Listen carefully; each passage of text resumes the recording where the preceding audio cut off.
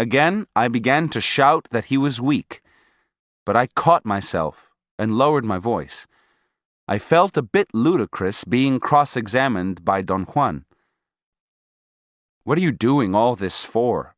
I said. "We were supposed to be talking about plants." I felt more annoyed and despondent than ever. I told him that he had no business, or the remotest qualifications, to pass judgment on my behavior, and he exploded into a belly laugh. "When you get angry, you always feel righteous, don't you?" he said, and blinked like a bird. He was right. I had the tendency to feel justified at being angry.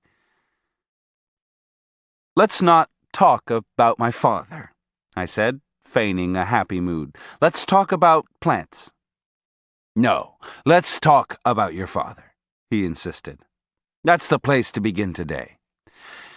If you think that you were so much stronger than he, why didn't you go swimming at 6 in the morning in his place?" I told him that I couldn't believe he was seriously asking me that. I had always thought that swimming at 6 in the morning was my father's business and not mine. "It was also your business, from the moment you accepted his idea," Don Juan snapped at me. I said that I had never accepted it, that I had always known my father wasn't truthful to himself. Don Juan asked me, matter-of-factly, why I hadn't voiced my opinion at the time. "You don't tell your father things like that," I said as a weak explanation.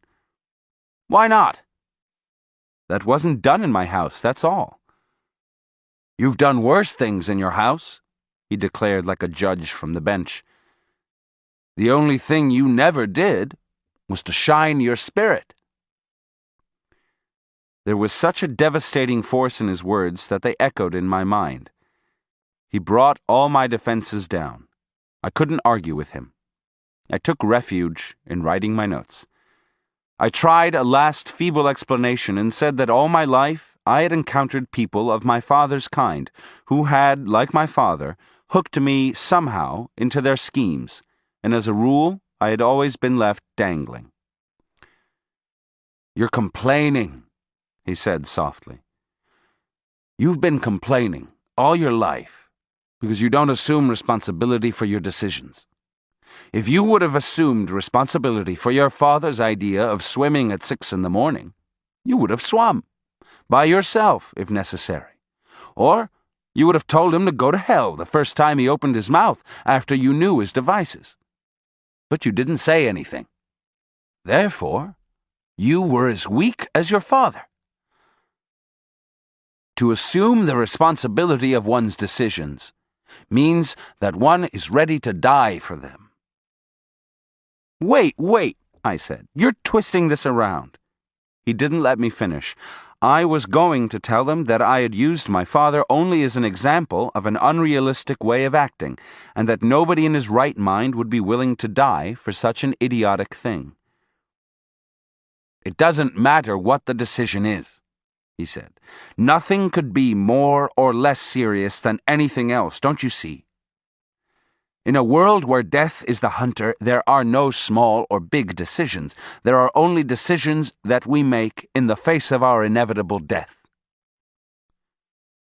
I couldn't say anything. Perhaps an hour went by. Don Juan was perfectly motionless on his mat, although he wasn't sleeping. "Why do you tell me all this, Don Juan?" I asked. "Why are you doing this to me?" "You came to me," he said. "No, that wasn't the case. You were brought to me. And I've had a gesture with you." "I beg your pardon?" "You could have had a gesture with your father by swimming for him. But you didn't, perhaps because you were too young. I've lived longer than you. I have nothing pending. There's no hurry in my life. Therefore, I can properly have a gesture with you."